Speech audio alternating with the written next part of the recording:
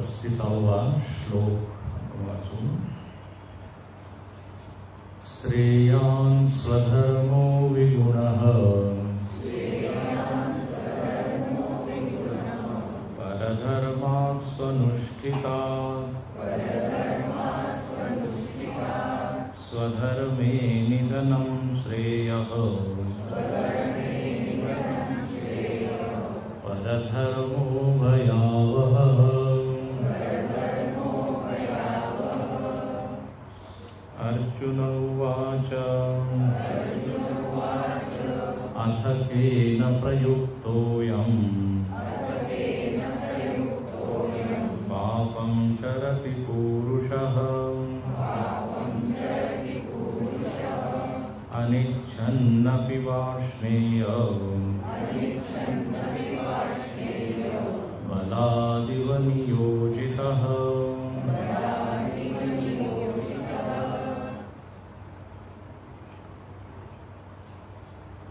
भगवंतानी स्वधर्माबद्दल भगवद्गीतेमध्ये जवळजवळ प्रत्येक अध्यायामध्ये सांगितलं आहे की स्वधर्म केल्यानेच माणसाचं कल्याण होतं. परधर्म किती चांगल्या तऱ्हेने तुम्ही करू शकला तरी स्वधर्मामध्येच माणसाचं काय हित आहे. अर्जुनाला परत परत जाणीव करून देत आहे तू तुझा धर्म कर. आणि तुम्ही ऐकलं असेल गीतेचा पहिला शब्द धर्म, शेवटचा शब्द मम. यत्र योगेश्वर कृष्ण यत्र पार्थो धनु. गीतेचा जो शेवटचा श्लोक आहे त्याचा शेवटचा शब्द काय आहे? मम. पहिल्या श्लोकाचा पहिला शब्द काय आहे? धर्म. त्यामुळे गीता काय शिकवते? मम धर्म. इतके 18 अध्याय वाचण्याची गरज नाही. 2 शब्दात पूर्ण व्याख्या झाली. मम धर्म. मम धर्म म्हणजे स्वधर्म.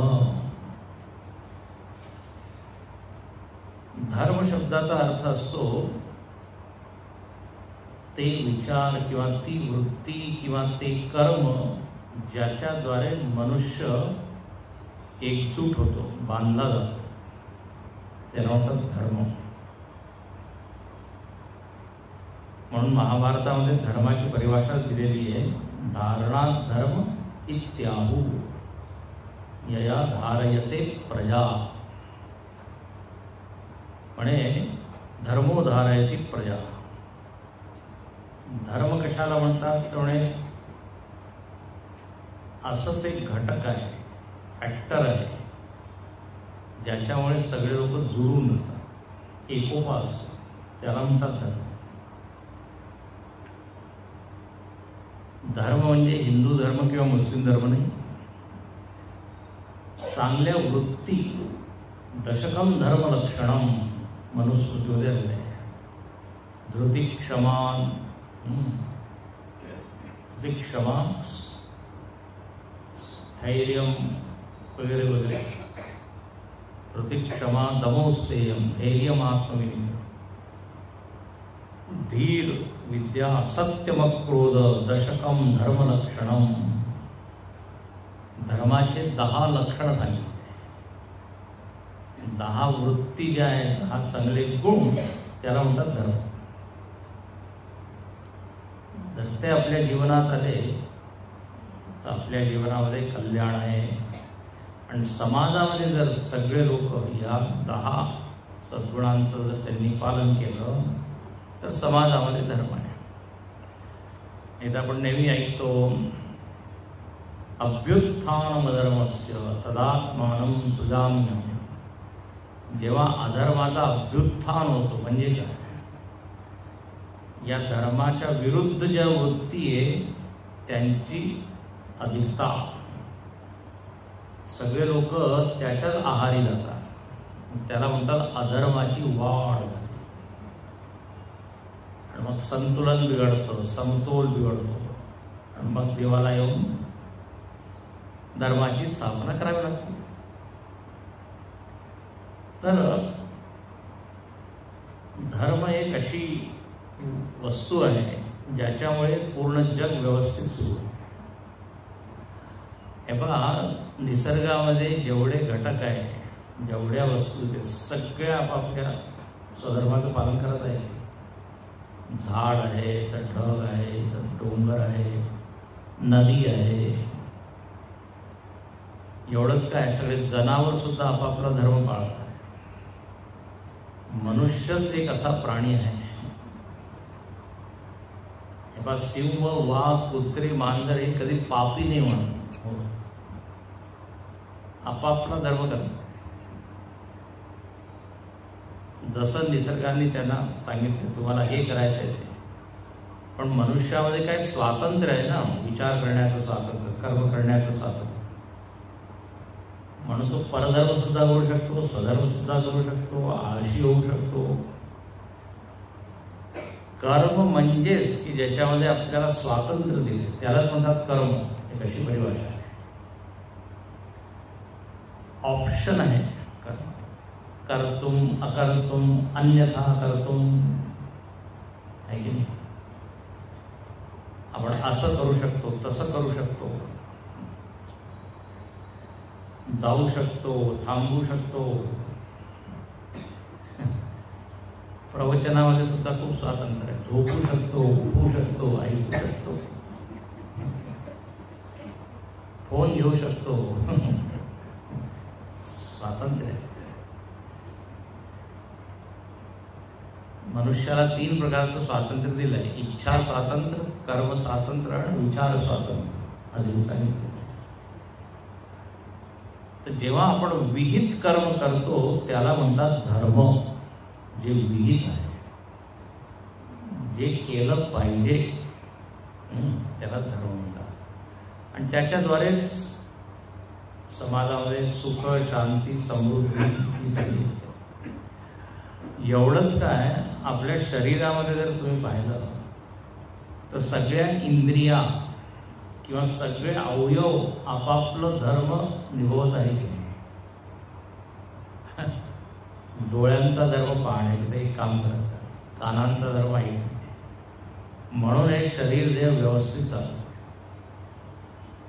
हृदयाचं काम जे आहे ते, किडनीचं काम जे आहे. आता कल्पना करा, परधर्म करायला यांनी सुरुवात केली तर डोळे म्हणतील आम्ही पाहणार नाही, आम्ही ऐकू. कान म्हणतील आम्ही खाऊ. आता कसं वाटेल, विचित्र. आमचे गुरुजी उदाहरण देत होते, आश्रमामध्ये सगळे विविध लोक असतात आणि विविध डिपार्टमेंट असतात.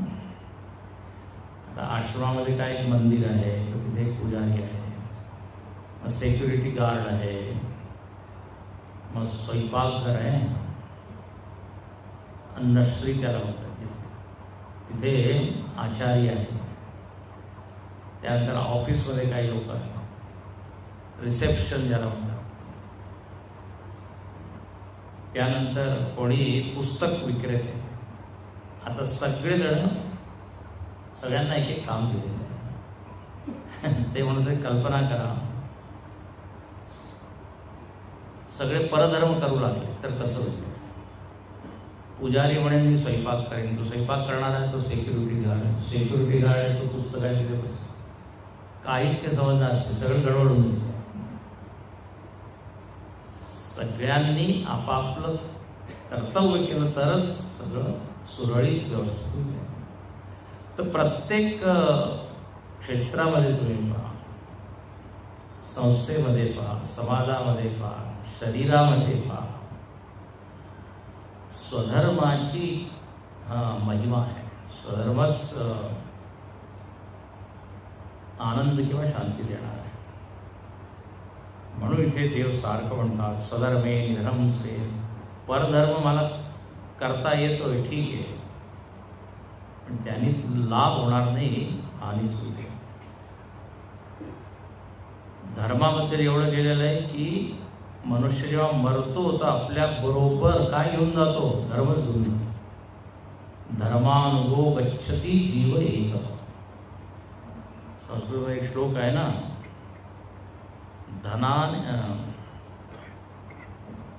धनानी भूमो पशवश्च गोष्ट. कोण कुठपर्यंत चालतं? त्यामुळे धन पशु इथेच राहतात. पशु म्हणजे जे काही धन आहे, गाड्या बंगला आहे. नारी कुठपर्यंत? त्यामुळे घराच्या दारापर्यंत. स्मशाने जनाः, लोक कुठपर्यंत जातात? स्मशानापर्यंत. शरीर कुठपर्यंत? त्यामुळे चितायाम, चितापर्यंत. देहश्चितायाम परलोक मार्गे धर्मानुगो गच्छति जीव. शरीर त्या चितेपर्यंत. मग कोण आपल्या बरोबर आहे? म्हणे आपले कर्म धर्म. जर स्वधर्म केलाय तर मग सद्गती, अधर्म केलाय तर दुर्गती. म्हणून इथे सावध करत आहे. आता एवढं सगळं सांगितलं तर अर्जुनाला प्रश्न आला की मग लोक पाप का करतात? परधर्म का करतात? जे करायचं नाही तेच करतात. तिकडे जास्त आवड, तिकडेच ओढ. असं का होतं? एक समाजामध्ये पाहतो आपण. तर असा हा प्रश्न जेव्हा विचारला तर उत्तर भगवंताने दिलं. अच्छा, पाप शब्दाचा अर्थ आपण काय घेतो? पाप म्हणजे कोणाला मारणं म्हणजे पाप, खोटं बोलणं पाप, अशी एक समज आहे. पापाच्या वेगवेगळ्या परिभाषा आहेत, खूप वेगवेगळ्या. एक परिभाषा आहे पाती अज्ञानम रक्षती इति पाप. ज्याच्यामुळे आपलं अज्ञान सुरक्षित राहतं त्याला म्हणतात पाप. अज्ञान एकदम सुरक्षित आहे. म्हणजे जर पाप आपण करत राहिलो तर कधीच आत्मज्ञान होणार नाही. अज्ञानाचा भाऊ आहे पाप.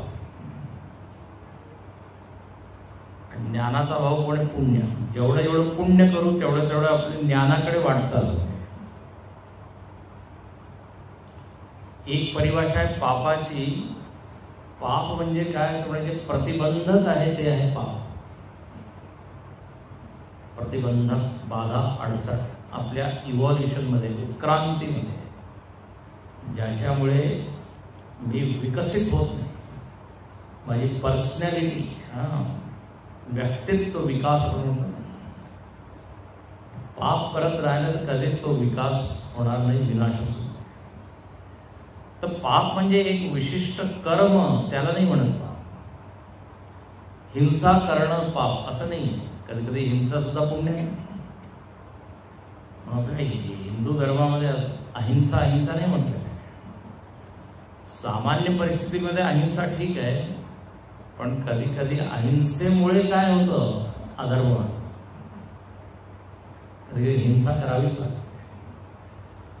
डॉक्टरला ऑपरेशन करावंच लागतं. ऑपरेशन म्हणजे हिंसा आहे ना एक प्रकारची. रक्त काढावं लागतं, अवयव कापावं लागतं.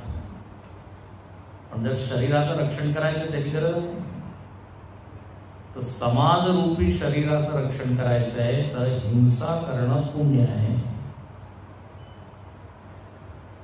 तर म्हणून पाप म्हणजे हिंसा आणि पुण्य म्हणजे अहिंसा, ही सामान्य परिभाषा. अहिंसा परमो धर्मः, पुण्य पर उपकार, पाप ते परपीडा. पण ही परिभाषा पूर्ण नाही. ज्याच्यामध्ये हित आहे, कल्याण आहे, बस त्याला आपण म्हणून धर्म किंवा पुण्य. याच्या उलट पाप. पापाची एक परिभाषा काय? जे केल्यानंतर मला पश्चाताप होतो त्याला म्हणतात पाप. पश्चाताप. तर इथे परधर्म या अर्थाने पाप शब्दाचा प्रयोग अर्जुनाने केला आहे. तर जेव्हा प्रश्न विचारला तर श्री भगवानुवाच, भगवंताने उत्तर दिलं. आता काल मी इथे सोडलं होतं श्री भगवानुवाच, भगवान म्हणजे कोण आहे? तर इथे ज्ञानेश्वर माऊली काय म्हणते? तव हृदय कमळ आरामू, जो योगियांचा निष्काम कामू, तो म्हणत असे पुरुषोत्तमू, सांगे नाही. इथे एक ओळ माऊलीने सुद्धा लिहिली. म्हणे आता कोण बोलत आहे? तर म्हणे जो सज्जनांच्या हृदयरूपी कमळामध्ये, हृदय कमळामध्ये विश्रांती घेणार आहे. म्हणजे सज्जनांच्या हृदयामध्ये तो प्रसन्न असतो, दुर्जनांच्या हृदयामध्ये तो त्रस्त असतो. आमचे गुरु छान म्हणतात, गीतेमध्ये भगवंत म्हणतो हृद्देशे अर्जुन तिष्ठती. अर्जुनाला देव म्हणतो मी सगळ्यांच्या हृदयामध्ये आहे, पण दुर्जनांच्या हृदयामध्ये मी उभा आहे, सज्जनांच्या हृदयामध्ये बसला आहे. उभा काय? म्हणे संधी पाहतो इथून पळण्याची, निघून जाण्याची, एवढा कचरा भरलेला आहे, तर त्याला विश्रांती मिळत नाही. चाही न चाही कबहू कछू, तुम सहज सने, बसहु निरंतर तासूर, सो राऊर निज जे. रामायणामध्ये फार सुंदर एक प्रकरण आहे. भगवंत कुठे राहतात? तर वाल्मिकींनी 14 घर सांगितलं, म्हणजे 14 हृदयांमध्ये तुम्ही राहा. फार छान गोड प्रसंग. देवानी खरं म्हणजे वाल्मिकीला विचारलं मी कुठे राहू? जंगलामध्ये जेव्हा ते गेलेले आहे, तर वाल्मिकींनी खूप आध्यात्मिक अर्थ सांगितला. असं नाही सांगितलं या आमच्या आश्रमामध्ये राहा, इथे खोली आहे 2 BHK नॉन AC, असं नाही म्हणलं. ते म्हणतात तुम्ही हृदयामध्ये राहा. कोणत्या हृदयामध्ये? एक एक साधकाचं वर्णन आहे. जो खूप ऐकतो म्हणे त्याच्या हृदयामध्ये तुम्ही राहा, जो खूप कीर्तन करतो त्याच्या हृदयामध्ये राहा. आणि मग शेवटचं घर सांगितलंय की ज्याला कुठे कधीच काहीच नकोय, जो निष्काम आहे, म्हणजे तिथे तुम्हाला भरपूर विश्रांती मिळेल, तुम्ही त्याच्या हृदयामध्ये राहा.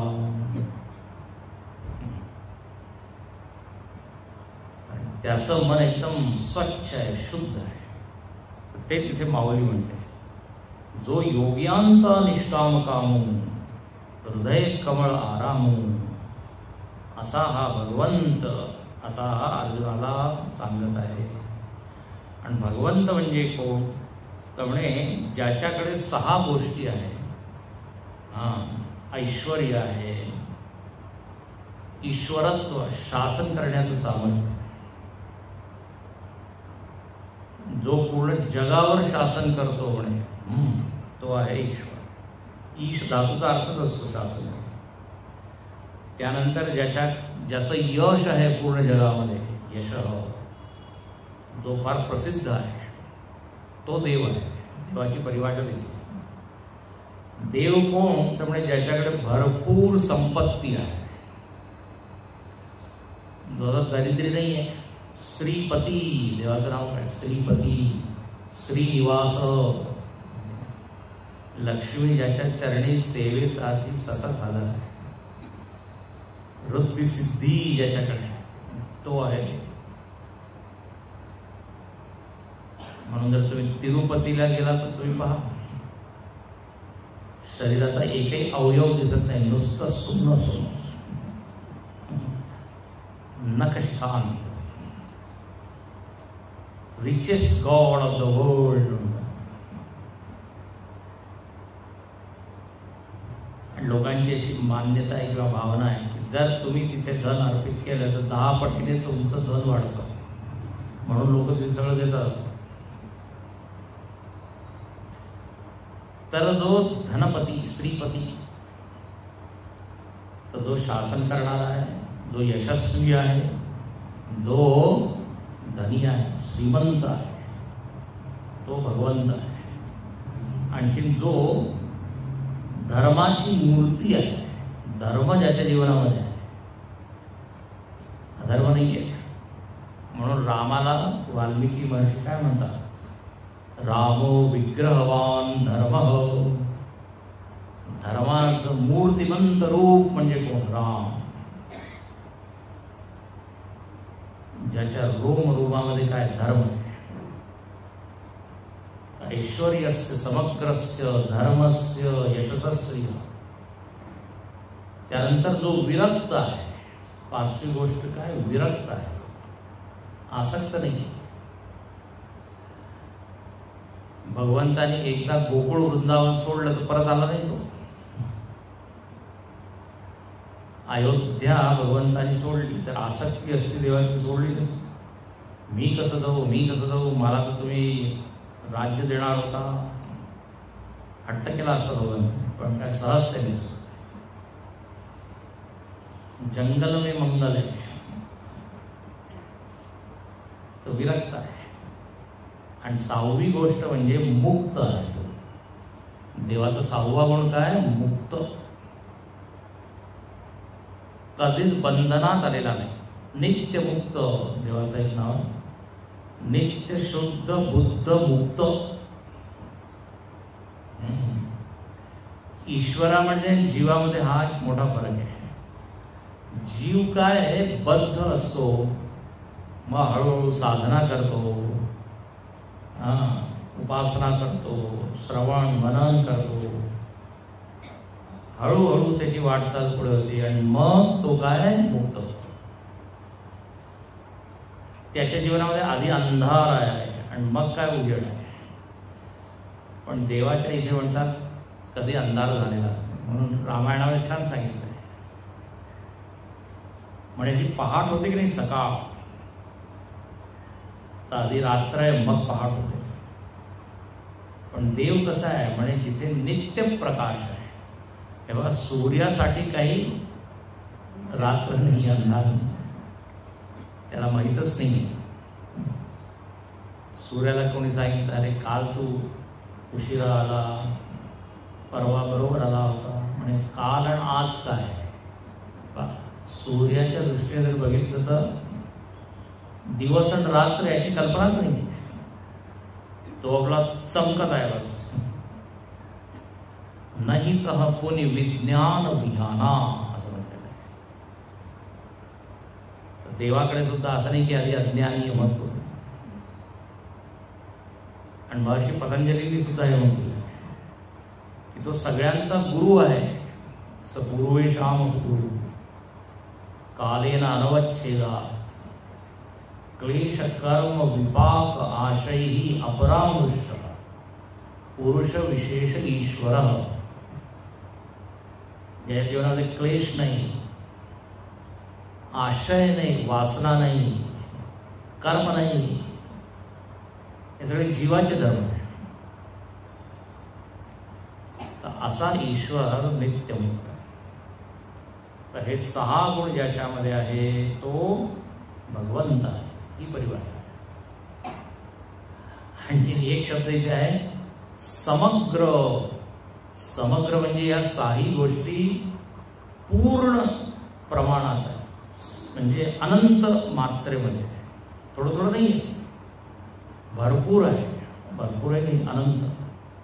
म्हणजे अनंत धैर्य धर्म, अनंत श्री, अनंत वैराग्य, सगळं अनंत. राम अनंत, अनंत कथा, अमित कथा विस्तार.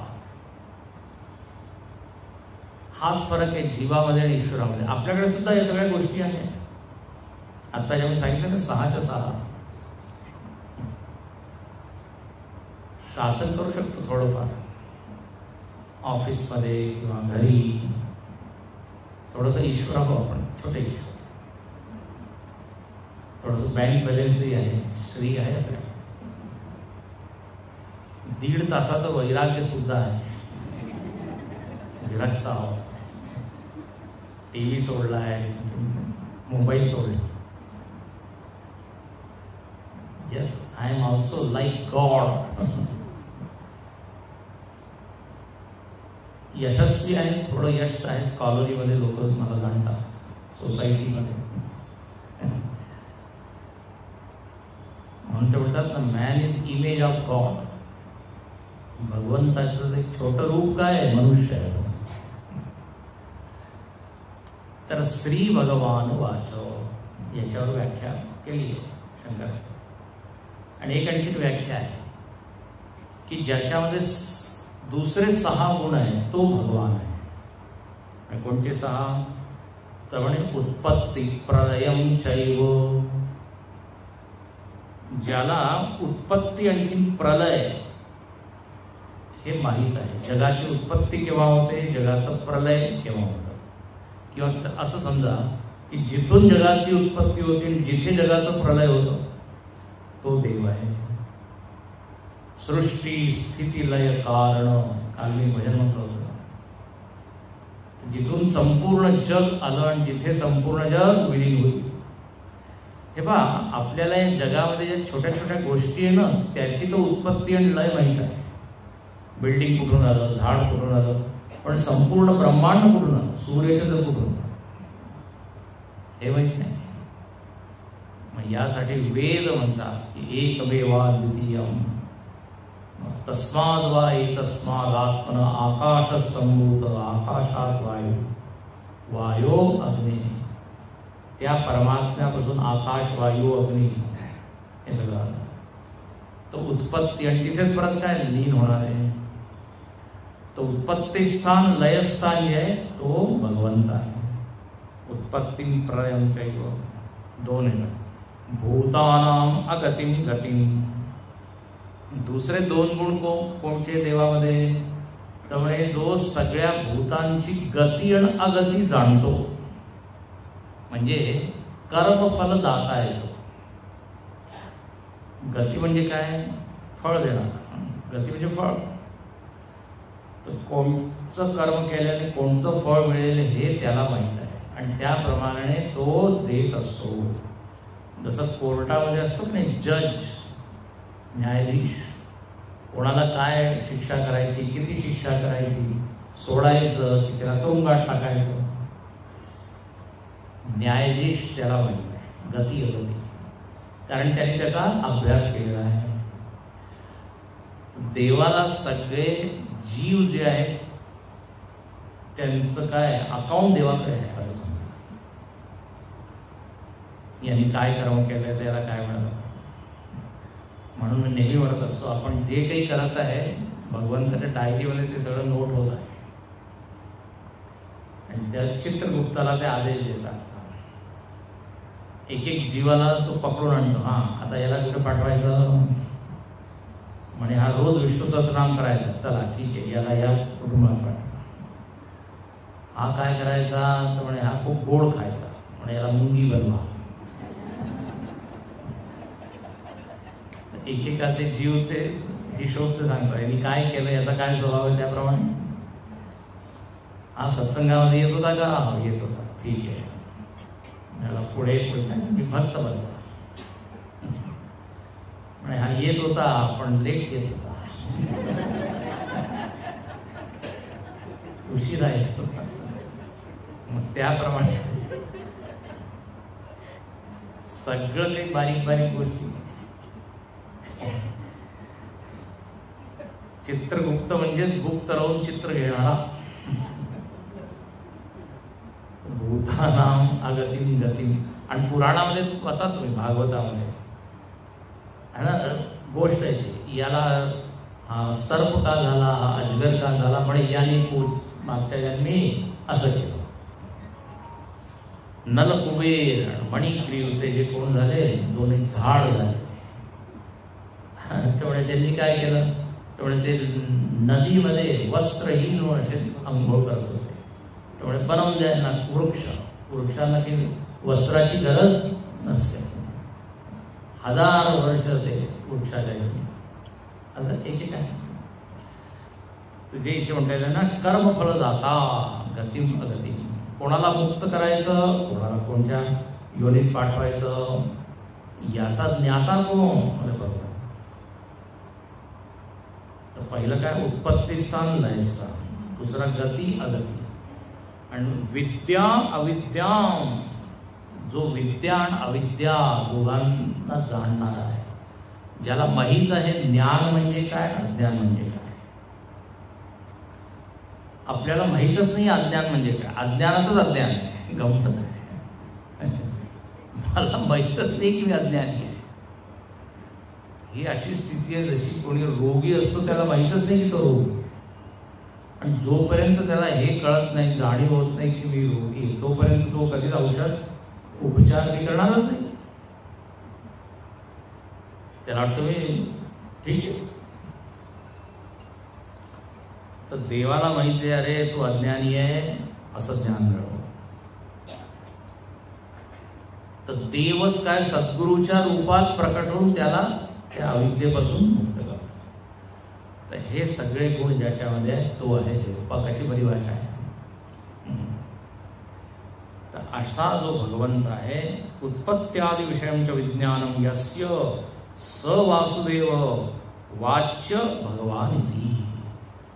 असा जो भगवंत आहे तो आता इथे उत्तर देत आहे की मनुष्य पाप का करतो. तर आता पहा उत्तर काय दिलंय. श्री भगवान उवाच काम एष क्रोधरेष रजो गुणसमुद्भवः महाशनो महापाप्मा वित्तेनमिह वैरिणम् काम एष क्रोध एष रजो गुणसमुद्भवः.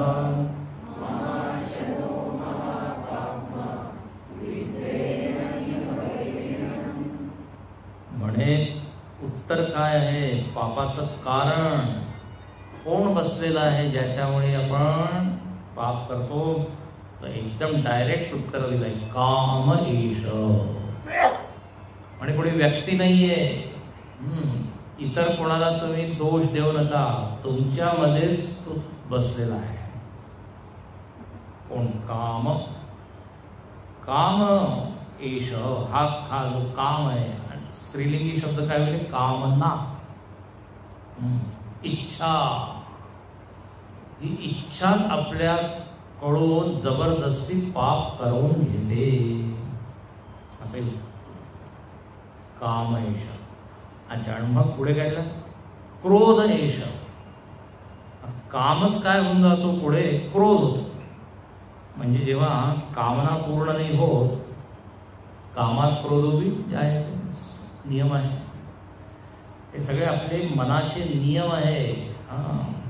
जसे वैज्ञानिक लोक बाहेरचे सगळे नियम शोधतात, तसे अध्यात्मामध्ये आपल्या अंतरंग शरीरामध्ये, मनामध्ये, बुद्धीचे काय काय नियम आहेत ते सगळे सांगितले.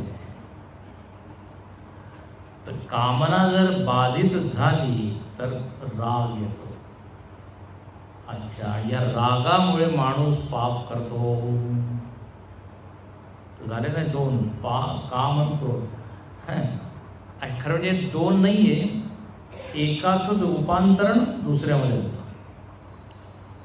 जर कामनाच नसेल तर ती कधी बाधित होणारच नाही, खंडित होणार नाही. मग राग कशाला येईल.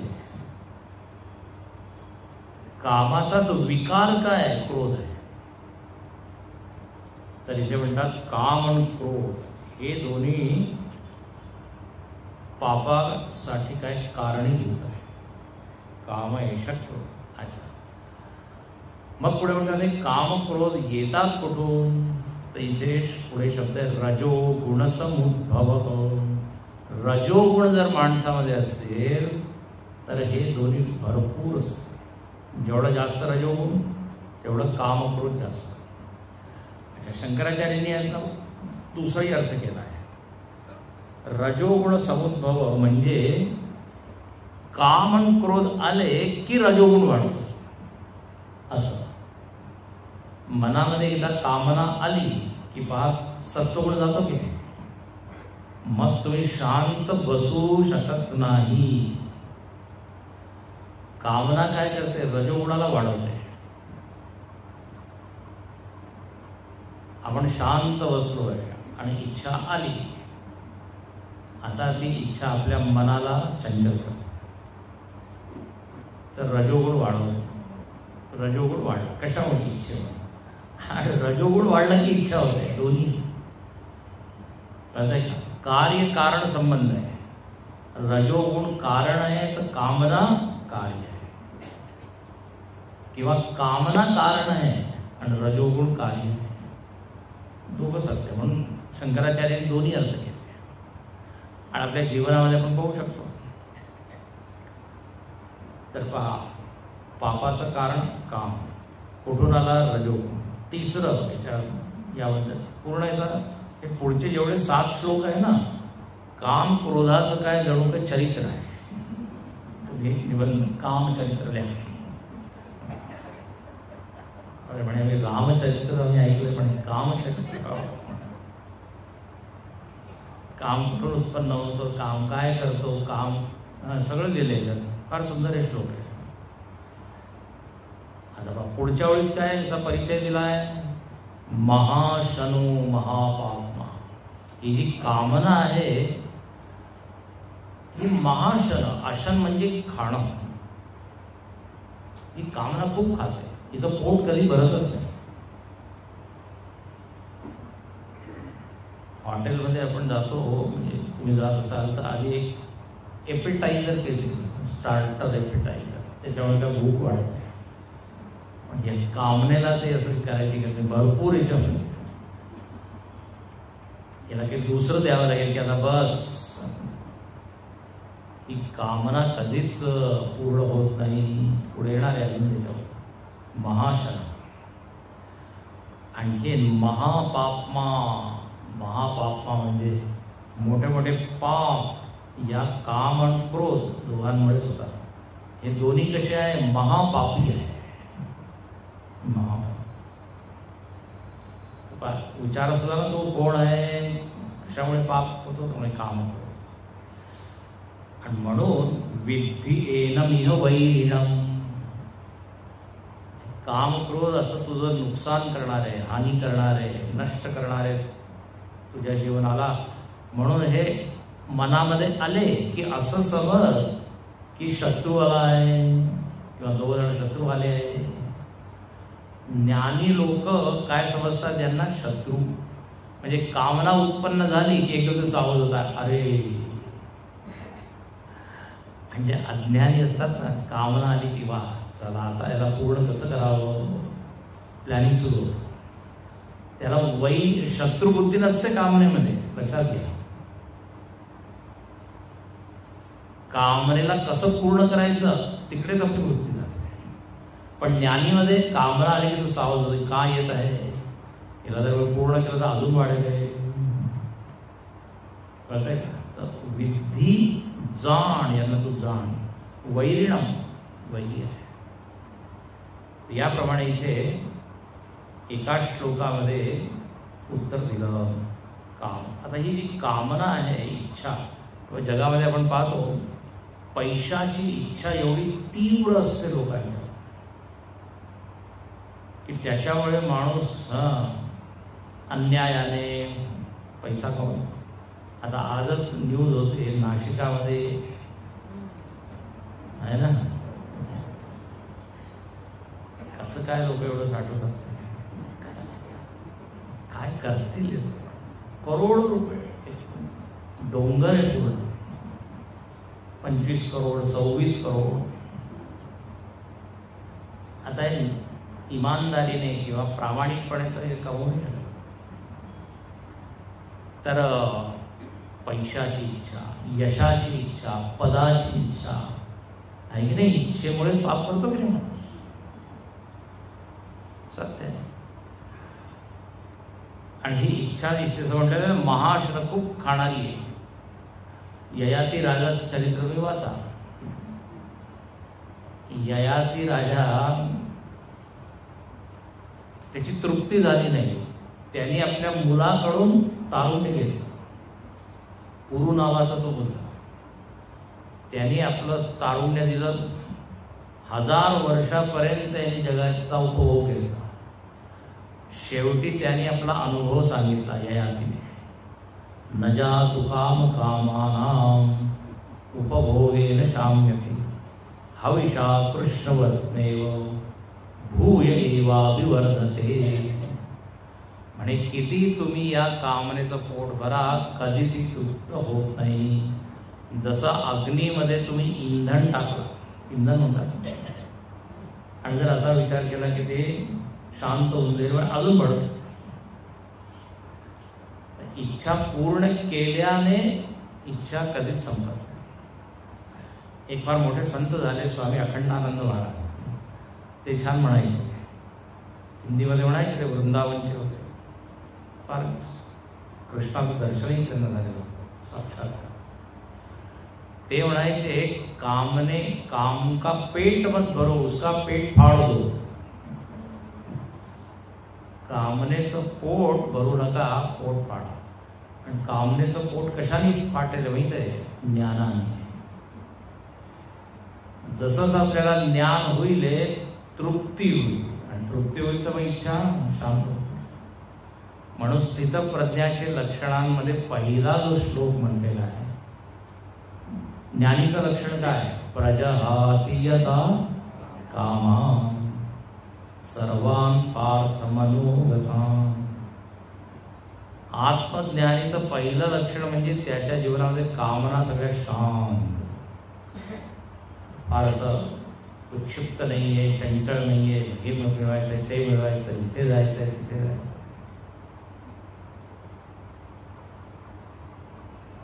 तर कामनेचा शत्रू कोण? ज्ञान. जेवढं जेवढं ज्ञान होते कामना शांत होईल. आता अज्ञान आहे तर कामना आहे तर महाशांत. आणि मग इच्छेमुळे काय, आपण कोणते पाप करायला तयार होतो. कामातुराणाम भयम न लज्जा असं म्हणतो. मग तो आता हे करप्शन वगैरे आहे की भ्रष्टाचार, त्याला काही त्याच्यामध्ये असं हे वाटत नाही की मी चूक करतो. आमचे स्वामी म्हणायचे की पापापासून आपल्याला थांबायचं असेल तर सगळ्यात आधी हे आपल्याला समजायचं आहे की हे जे मी करत आहे उचित नाही आहे, हे अनुचित आहे. चोरी करणं अनुचित आहे. आता त्याला वाटतच नाही की हे अनुचित आहे, मग काय त्याला ठीक आहे. आता लोकांना काय जे लाच घेतात ना, काय म्हणतात, ब्राईब, आता त्याच्यावर त्यांना वाटत नाही नॉर्मल आहे. आमची Guruji actually corruption is no corruption. Corruption म्हणजे कोऑपरेशन आहे, एक दुसऱ्याची मदत करत आहे. Cooperation not corruption. म्हणजे आता हे मनावरून हा विचारच नाही की चुकीचं. तर याला म्हणतात पापाचा हेतू, कारण आधी अनुचित आहे. चोरी करणं अनुचित आहे, ही आधी बुद्धी ठीक करायला, मग तो थांबू शकतो. दोषच नाही जर मला दिसायचं मग काय, इच्छा तर राहीलच. काम एष. अच्छा, याला या काम क्रोधाला वैरी का म्हटलेलं आहे? इथे वैरी म्हणतात. जेवढे समजदार लोक आहे, बुद्धिमान लोक आहे, शहाणे हुशार, ते या काम क्रोधाला मानतात की हे वैरी आहे. का? कारण शत्रू काय करतो? शत्रूचं काम आहे आपला नाश करणे, अहित करणे. हे काम क्रोध कधीच आपल्याला आत्मज्ञानाकडे जाऊ नये देणार. काम क्रोध जे आहे ना, माणसाला बहिर्मुखी करतात. आपल्याला आत्मज्ञान जर मिळवायचं आहे तर अंतर्मुखी व्हावे. पण कामना आली की माणूस बहिर्मुखी होतो. हे सगळं विचार करा. निष्काम असेल तर काय, तो शांत बसेल की नाही. पण इच्छा आली की मग आता मी बाहेर निघतो, बाजारात जातो, मार्केटमध्ये जातो, मॉलमध्ये जातो. खाण्याची इच्छा आली. आता घरी बसला आहे पण काहीतरी जाहिरात, आता ती जाहिरात काय करते? इच्छा उत्पन्न करते. मग स्वस्थ बसलाय आपला घरी पण आता नेहमीचा विचार करा, बहिर्मुखी करणारी कोण आहे काम. आणि बहिर्मुखता ज्ञानामध्ये काय मोठी अडचण आहे. म्हणून वैरिणम, काम क्रोध दोघांचा अगदी काय ते पूर्ण परिचय. महाशनो महापापमा. म्हणून समर्थ रामदास स्वामी मनाच्या श्लोकामध्ये काय म्हणतात, नको रे मना काम नाना विकारी, नको रे मना क्रोध आखेदकारी. क्रोध केल्यानंतर खेद होतो की नाही. कोणी असं म्हणतं का मी शांतपणे राग केला.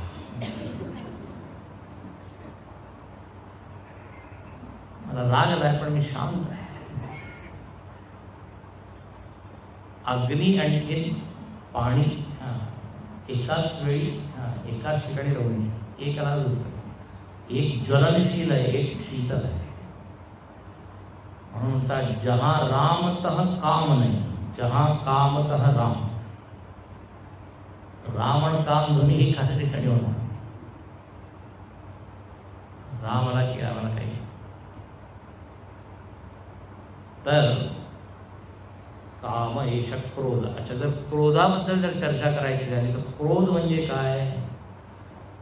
तर म्हणे क्रोध म्हणजे कम रोध, कम सुखम अवरोध. सुखामध्ये जो बाधा बनतो त्याला म्हणतात क्रोध. म्हणजे आता तुम्ही सांगितलं, राग आल्यावर आपण शांत बसू नये.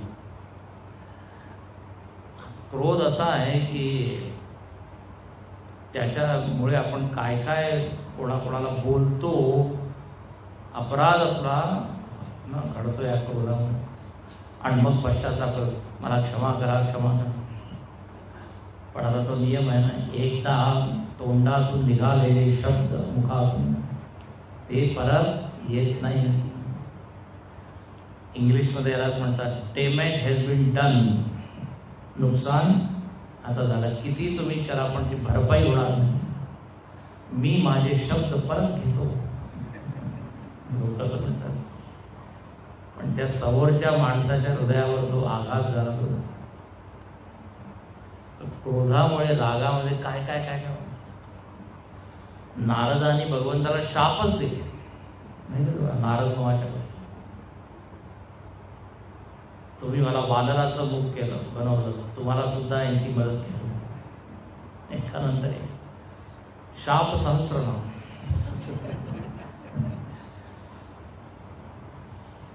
मग एकदम त्यांना वाटलं अरे मी काय बोललो. तर क्रोधामुळे माफ. अच्छा, एवढंच नाही, वाचिक हिंसाच नाही तर शारीरिक हिंसा होते क्रोधामुळे. रागामध्ये लोक एकमेकाला मारतात, त्या मर्डर करून देतात, हत्या.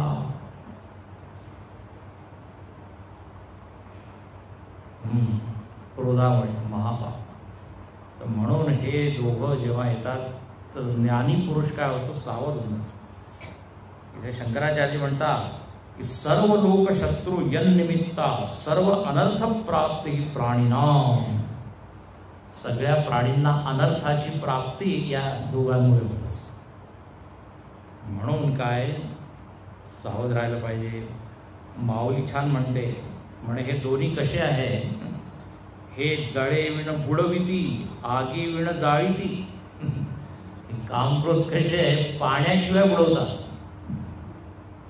पाण्यामध्ये आपण बुडतो पण हे पाणी नाहीये, पाण्या वाचून बुडवतात, अग्नी वाचून जाळतात. आणि चिखला वाचून जीवाला रोवतात. हे चिखले विण रोविती, पाशिके विण गोविती. जाळ्या वाचून काय पकडतात. असे हे कामक्रोध आहे. तर रजोगुण समजा. आता जर कामक्रोधांना कमी करायचं असेल तर काय करा, म्हणे रजोगुण कमी करा. आणि रजोगुण कमी करायचं असेल तर सत्वगुण वाढवा.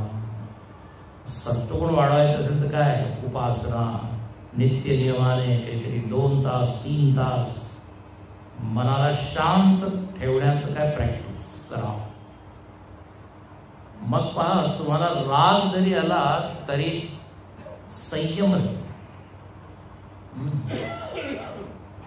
वाटेल ते आपण बोलणार, पण ज्यांनी कधीच शांत करण्याची प्रॅक्टिस केली नाही, थोडाही जरा राग आला की वाटेल ते बोलेले करायले. म्हणून सत्वाची वृद्धी करावी. गीतेच्या अर्जुनाला भगवंत काय म्हणतात, नित्य सत्व भव. सत्व वाढ, काम क्रोधापासून तू वाचू शकतो. निष्काम, म्हणून निष्काम कर्माबद्दल भगवंत सारखं म्हणतो, कर्म कर पण स्वार्थ कर. तेच त्यांनीच रजोगुण काय होले, शांत होईल. अच्छा, आता इथे म्हटलेलं आहे की हे वैरी आहे, शत्रूचं काम करतात. म्हणजे काय करतात, आता मी सांगितलं आत्मज्ञानामध्ये काय अडचण बाधा होतात.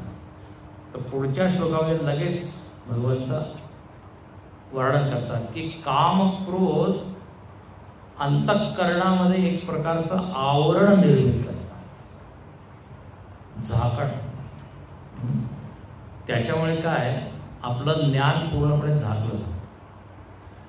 तर आता पुढच्या श्लोकामध्ये 3 प्रकारचे आवरण झाले. धूमेनाव्रियते वह्निः यथादर्शो मलेन च यथोल्बेनावृतो गर्भः तथा तेनेदमावृतम्. धूमेनाव्रियते वह्निः यथोल्बेनावृतो तथा तेनेदमावृतम्. इदमावृतम्, इदं ज्ञानम, विवेकम, विवेक ज्ञान, चांगले विचार याच्यावर आवरण झाकण हे कामक्रोध टाकतात. म्हणे कसं आहे त्याचं आवरण, तर इथे 3 उदाहरण दिलेले आहे. 3 उदाहरणाच्या द्वारे म्हणे यथा, यथा म्हणजे ज्याप्रमाणे, धूमेन आवृयते वह्निः, ज्याप्रमाणे अग्नी जो आहे हा धुराने झाकला जातो. अग्नीच्या वर तुम्ही पाहिलं धूर, तर धुरामुळे अग्नी झाकला. दुसरं उदाहरण काय, यथा आदर्श मलेन च. आदर्श म्हणजे आरसा. आरशावर काय माती धूळ जर आच्छादित झालेली आहे, बऱ्याच दिवसा आपण काय स्वच्छच केलं नाही, उन्हाळ्याच्या सुट्टीत बाहेर गेलो 1 महिना 2 महिना, घरी आल्यावर चेहरा पाहायला गेलो तर नुसतं काय माती धूळ, त्याच्यामुळे काही प्रतिबिंब दिसत नाही. तर एक आच्छादन हे झालं. तिसरं उदाहरण काय, यथा उल्बेन गर्भ आवृत्त. म्हणजे ज्याप्रमाणे गर्भ जे आहे ते आवृत्त कशाने, म्हणजे वारेने. उल्ब, गर्भाशयामध्ये जो गर्भ आहे, बाळ आहे ते आच्छादित, ते दिसत नाही. तर म्हणे हे 3 आवरण आहे, काम क्रोध सुद्धा आवृत्त करतात ज्ञानाला. आता इथे कोणी म्हणाले तुम्ही 3 उदाहरण का दिली आहे. जर 3 एका उदाहरणाने काम होऊ शकतं, पण जर 3 दिले आहे तर काही ना काही प्रयोजन असायला पाहिजे. कारण प्रयोजन याचं असं आहे की 3 हे जे आवरण आहे यामध्ये थोडं फरक आहे. फरक असा आहे की अग्नीवर जो धूर आहे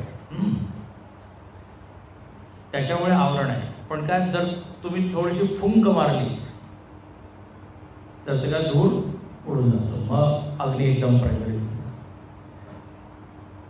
तर प्रयत्न फार कमी करायचा त्या धुराला बाजूला करण्याचा. अच्छा, दुसरं जे उदाहरण आहे आरशाचं, त्याच्यावर जसं फुंकाने एक कापड घ्यावं लागेल, असं घासावं लागेल, तेव्हा ते आवरण काय होईल, धूर म्हणजे आच्छादन. थोडं जास्त प्रयत्न. आणि तिसरं जे उदाहरण आहे, उदरामध्ये ते बाळ आहे, ते वारेच्या द्वारे आच्छादित. आता त्यासाठी तर तुम्हाला काय 9 महिने वाट पाहावी लागेल, त्यानंतरच ते अनावृत्त बाळ जे दिसेल. सगळ्यात जास्त आवरण या तिसऱ्या उदाहरणामध्ये. याचप्रमाणे या ज्या इच्छा आहे ना, कामना, या 3 प्रकारच्या आहे. सात्विक, राजसिक, तामसिक. तर तामसिक इच्छांना दूर करण्यासाठी भरपूर प्रयत्न करा. उठ रे बाबा, हो, सकाळ झाली, पहाट झाली, खूप प्रयत्न करावा लागेल. जो तमोगुणी आहे, प्रमादी आहे, तर तमोगुणाला दूर करण्यासाठी म्हणजे तामसिक इच्छा लोक व्यसनाच्या आहारी जातात, तर 1-2 दिवसात सुटत नाही, बराच प्रयत्न करावा. तर तमोगुणी इच्छेचं उदाहरण आहे. मग राजसिक इच्छा, राजसिक इच्छा, पैशाची इच्छा, प्रतिष्ठा, पद, यश, याच्यामुळे ज्ञान आवृत्त आहे. म्हणे थोडा प्रयत्न केला जर तुम्ही तर ही इच्छा दूर होते. लोक म्हणतात ना, आता मला नको आहे, माझं भरपूर अनेक वेळा फोटो आले आहे आणि अनेक वेळा नाव आलं आहे, माझं पूर्ण एक अल्बम आहे माझ्याकडे, आता मला काही प्रसिद्ध व्हायची काही इच्छा नाही, माझा फोटो नाही आला तरी चालेल. पण दुसरा आहे तो म्हणतो माझा फोटो का नाही, सगळ्यांचा फोटो. याला काय म्हणतात, लोकेशना. शास्त्रामध्ये एषा म्हणजे इच्छा, लोकेशना. तर ही राजसिक इच्छा. पूर्ण जगाला माझी ख्याती माहीत झाली पाहिजे, मी असा आहे. एक माणसाने वर्ल्ड टूर केला, पूर्ण जगाचा प्रवास केला. म्हणे कशासाठी तू केला, तुला जग पाहायचं होतं यासाठी केलं. म्हणे नाही नाही, जगाने मला पाहिलं पाहिजे म्हणून. अमेरिकांच्या लोकांना माहीत झालं पाहिजे की भारतामध्ये माझ्यासारखी एक व्यक्ती आहे म्हणून.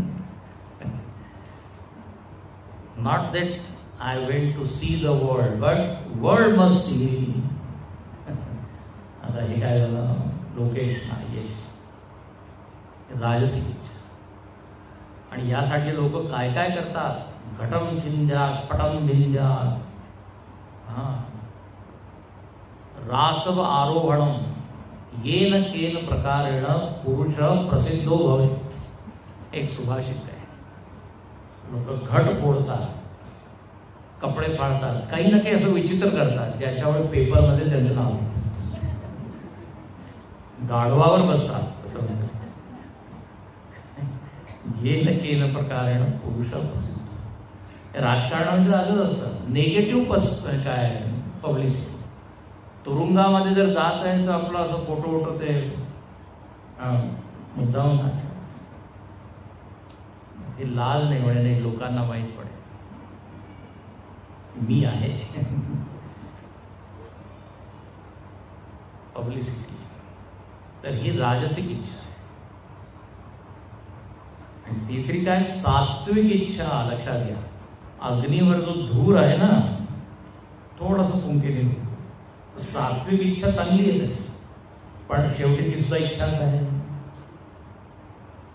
माझे एवढे भक्त झाले पाहिजे, एवढे शिष्य बनले पाहिजे, माझे एवढे प्रवचन झाले पाहिजे, मला हे काय सात्विक इच्छा. इच्छा चांगली आहे, पण ज्ञानासाठी एकही इच्छा उरली नाही.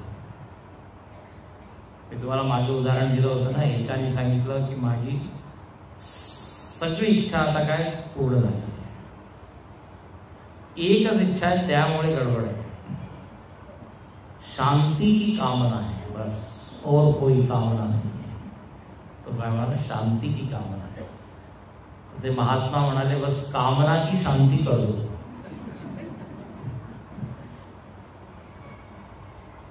कामना की शांती करो, तर तू शांत होतो. ती एक इच्छा गडबड करत आहे. ही इच्छा सोड ना की मला शांती पाहिजे, शांती पाहिजे, शांती पाहिजे. त्याच्यामुळे तू स्वतःला अशांत करत आहे. ती इच्छा ड्रॉप कर. तर सात्विक इच्छा आहे.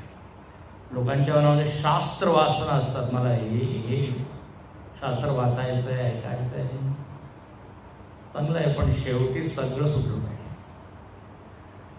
तर धूमे नाव येते. म्हणून 14व्या अध्यायामध्ये भगवंतांनी बंधन सांगितले. तर सात्विक बंधन सांगितलंय की नाही? हा, सत्व सुद्धा बांधतं. याप्रमाणे या इच्छा आवरण झाकण टाक. म्हणून याला काय करावं? दूर केलं. म्हणून पुढच्या श्लोकामध्ये किम पुनः तद इदम शब्दवाक्यम यत कामेन आवृतम. म्हणे या 3 प्रकारच्या इच्छा कोणाला आवृत्त करतात? तर म्हणे ज्ञानाला आवृत्त करतात. हा, कोणाला आवृत्त करतात? आत्मज्ञानाला. म्हणून ज्ञानी माणूस यांना शत्रू मानतो. म्हणून पुढच्या श्लोकामध्ये परत या कामनेचंच वर्णन आहे. श्लोक वाचतो, पूर्ण करतो. आवृतम ज्ञानमेतेन ज्ञानिनो नित्यवैरिणा कामरूपेण कौन्तेय दुष्पूरेण नलेन च